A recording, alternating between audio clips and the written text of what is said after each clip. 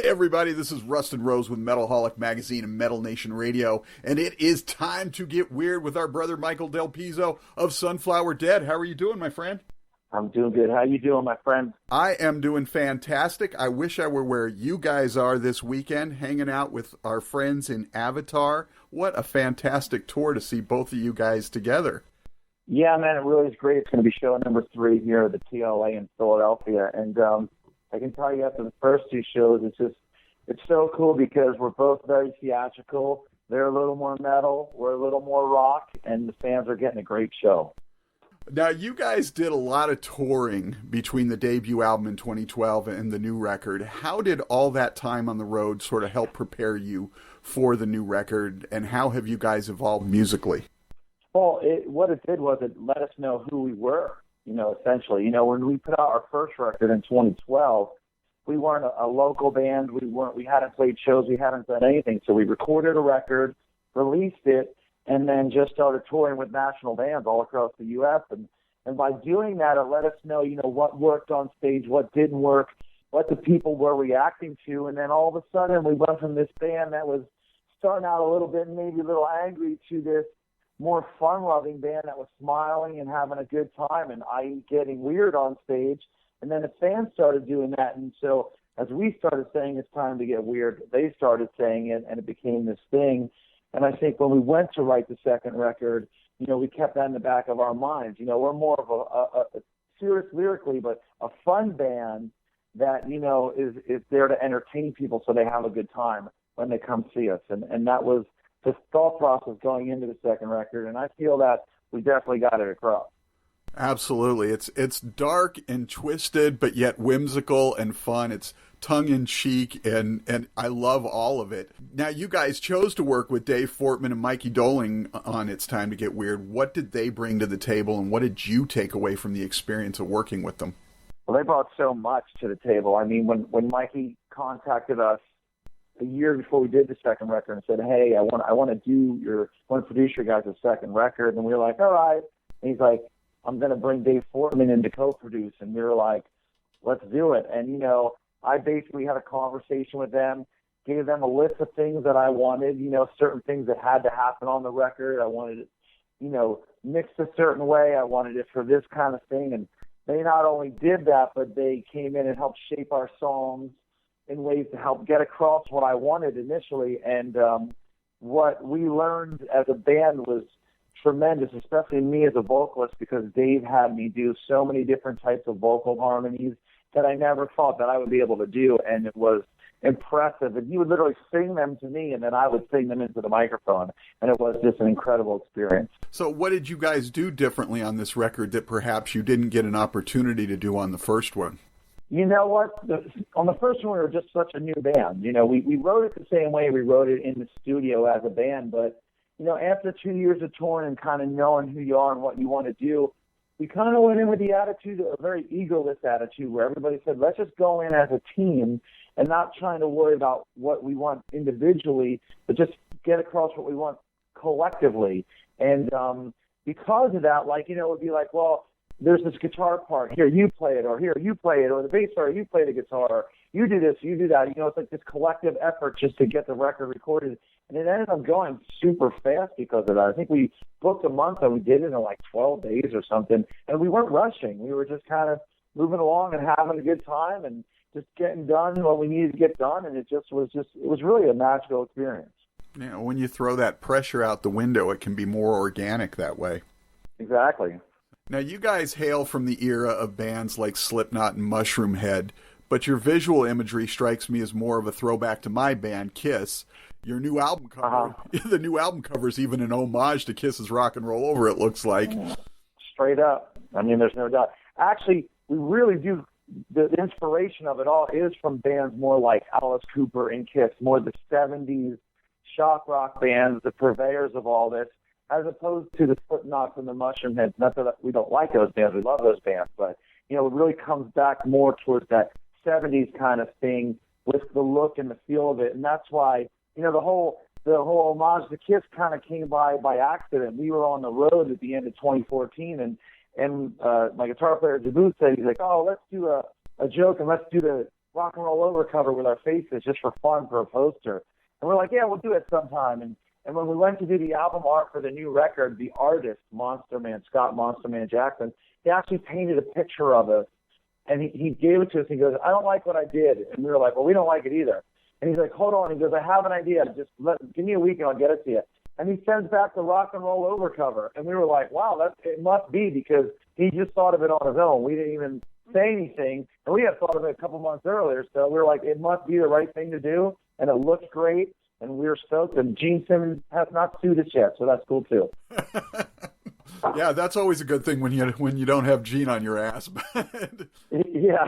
So as a matter of fact, I read somewhere you didn't see Kiss for the first time till just 5, 6, 7 years ago or something like that. Is that right?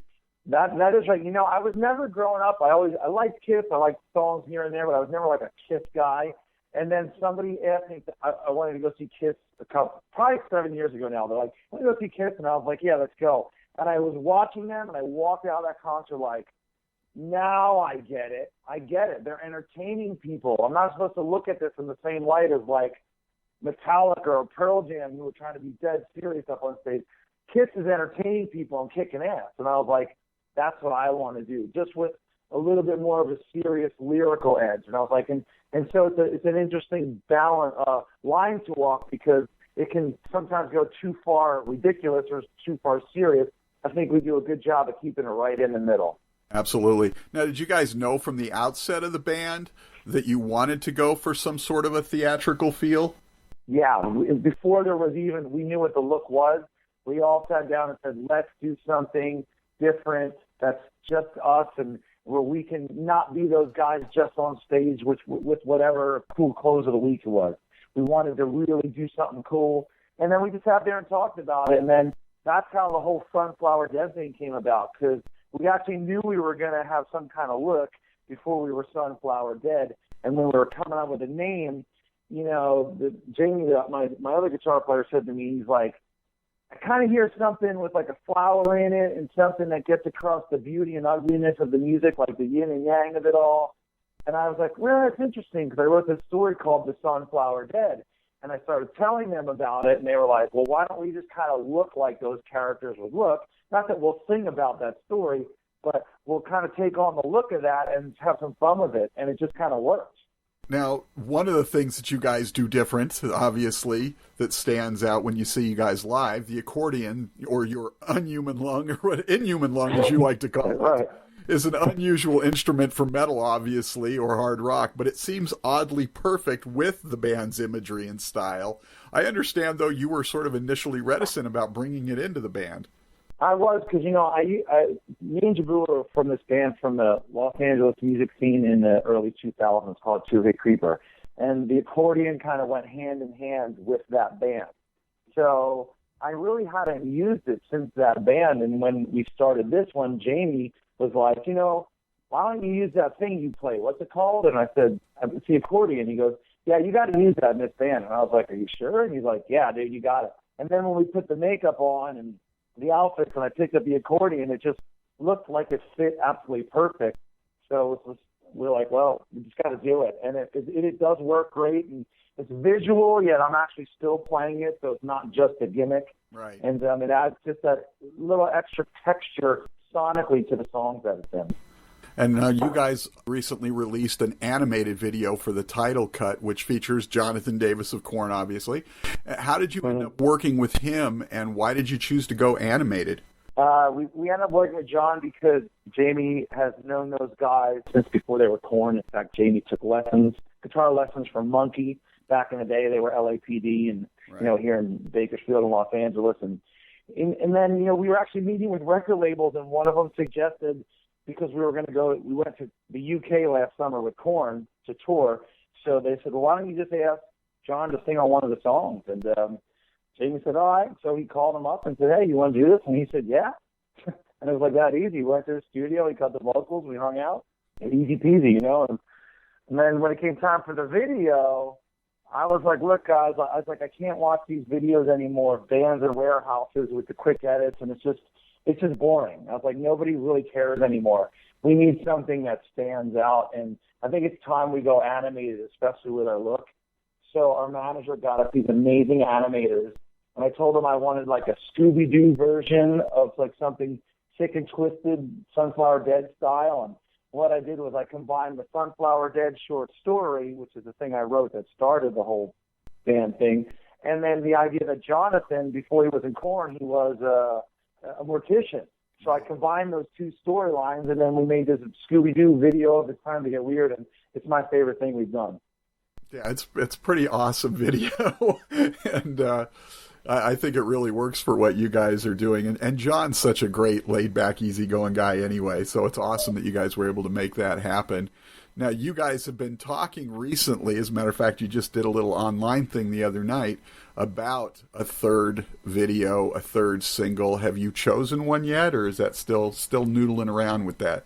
We have, after about 2 months of going back and forth and having everyone on our team and all the guys in the band saying, oh, I want this song or I want that song and all the reasons, we have chosen a third single. Now we're going to sit with it and see, okay, how do we visually want to present this in a video? But, I'm thinking probably in the fall, because It's Time to Get Weird is doing so good at radio. Right. We're going to hopefully let it stay on the charts all summer. And then in the fall, unleash the third single with a cool new video. Hopefully come up with an idea that is, again, very interesting for people to watch, presents the band in a good light visually, and then announce some tours around that. So it's going to be a busy fall. Yeah, well, I was going to ask, because the first video, Dance with Death, was part performance, part comic book, the new one obviously animated. I was wondering what you're sort of envisioning creatively for the third video. So. Oh, naked girls. Well, naked girls. I think it's time to bring some girls into it. So are you at liberty yet to say what the third single will be, or are you still keeping that under the hat? No, we're going to keep it under wraps because, we'll just literally, when it comes out, we'll just, boom, here it is. And maybe we'll tease it a little bit. But I think we're going to add a little bit of sexiness to this video. And the song that we're picking has a little bit of like a slimy, sexy edge. I'll say that. And if you can figure that out, maybe you can know what song it is when you listen to the record. But it's got like more of a slimy, sexier feel to it. And I think we're going to add a little Sunflower Dead weird sexiness to it. Yeah, like Austin Powers says, it's got to be dead sexy, right? So Exactly. Now, you guys had 3 years between album releases, but It's Time to Get Weird was actually finished almost a year before its release. Are you guys already working on ideas for the next record? I mean, you said you guys wrote the other ones in the studio. Do you even write when you're touring, or do you have to be off the road to create? No, I mean, I have been writing, me personally, nonstop ever since this record was actually released. Ideas, songs, on the piano, songs with guitar, the lyrics, the melodies, I've been writing nonstop. And the other guys have also, because what we do is we all just stockpile ideas and songs and things, and then we come together and see what works best, as opposed to just starting from scratch in the studio. We just stockpile. And so we're going to just continue to do that until we feel it's time to, bust that third record out. And I don't believe, now that the machine is really up and running well, that this record will take as long to get out. And even on the second record, it was done, and then we put it out, and then we waited almost, 8 months to tour, or 6 months to tour, because we were just working radio and press. Right. So now that the machine's rolling, we'll just bust out another record. Well, it'll seem like it, but we're actually working on it already. And then just keep out on the road and keep building the brand. All right, so just to get to know you a little bit better, give us 3 moments in your life that were sort of pivotal in your musical journey, whether it was an album, a concert, a life experience. Okay, the first one would be when I was really young. I went to my friend's house. I never had a cable growing up, and I never watched MTV unless I was at a friend's house. The first one would be when Twisted Sister's We're Not Gonna Take It came on the screen. I was probably 4 or 5 years old. I had no idea what it was. And this kid turned around and says, I want to rock. And he turns around and turns into Dee Snider, and I never saw anything like that. I looked at my friend. I said, I don't know what that is, but that's what I want to be when I grow up. So, I guess I'm my own little, hairless version of Dee Snider now. Who knows, And then the second one would be, I was in the car years later with my parents, and a U2 song came on the radio, and it went number one. And as I was playing, I envisioned myself on stage in front of 20,000 people. I wasn't singing at this point. I had no idea I'd ever be in a band. And it always stuck with me, like me in front of all those people. And the third one, I guess, would have to be that Kiss concert because, that really changed my mind on how to approach what I wanted to do in entertaining people. And that really brought everything that I've ever wanted full circle and made it very crystal clear where I was going. Now, theatrical bands tend to draw creative, wild people. What's the strangest thing you've seen on tour in your career so far? Oh, my God. What is the strangest thing I've seen on tour? Geez, we're the strangest thing I always see on tour every night. And that's when we're out of makeup. But what would be the strangest thing I've seen on tour? You know what's strange to me? I'll tell you this, and I'm not going to say who this is, but when bands pretend that they're partiers, right, and they're drinkers and this and that, but yet actually they're juicing backstage because they can barely, walk without cramping up. So it's like a big facade. So that's strange to me. I know it's all show business, but that's strange. The things we lie about to keep the image alive. Right. All right, so last question just for fun. You have an opportunity to tour with either Kiss or Slipknot. Which one do you choose? Oh, man, that's difficult. Oh, man. I probably would have to, business-wise, go with Slipknot because, they got the younger crowd and whatnot. Probably Slipknot, but 49% of me wants to say Kiss and 51% saying Slipknot just because I'm thinking business statistics. You know what I'm saying? That's a hard one. Absolutely. No, and I absolutely thought about that when I wrote the question. It's like, business-wise, you sort of have to go with Slipknot, but... Right? Yeah. But it's still, a Sunflower Dead and Kiss would be cool. Then Gene Simmons would be like, you cannot use those backdrops, dude. That's rock and roll over, or you can pay me. One or the other, So it'll be one or the other. You do a pretty good Gene Simmons there, Michael. Awesome, Michael. I appreciate it. You taking the time. I'm looking forward to catching you guys live. Enjoy the tour, and the album is fantastic, and I look forward to meeting you in person real soon. Thank you, my friend. Thanks for the support. Take care.